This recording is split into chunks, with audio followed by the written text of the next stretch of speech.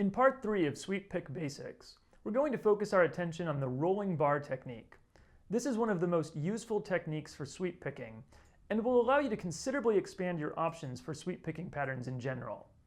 I've chosen specific patterns for this lesson in order to cover the most common variety of rolling bar technique found in sweep picking patterns. This way, you'll be able to apply the technique right away.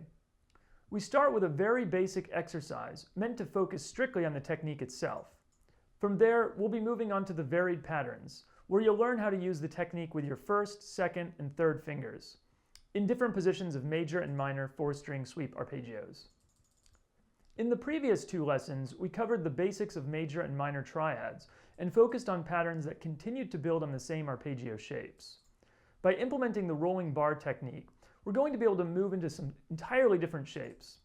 As the name suggests, rolling bar patterns are based on bar chords. If you're already familiar with basic bar chords, you'll find that knowledge to be extremely helpful in learning these new patterns. In fact, after this lesson, you should have very little difficulty converting bar chord shapes into rolling bar sweep patterns.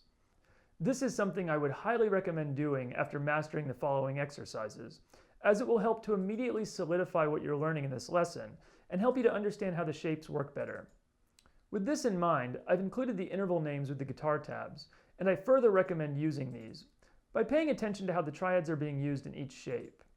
This is all part of the process of liberating yourself from a rigid repertoire of patterns and learning how to apply these techniques in a more general and abstract sense. But if that doesn't apply to you yet, don't worry about it now. This is something you'll naturally begin to implement over time as you learn more chord and arpeggio patterns.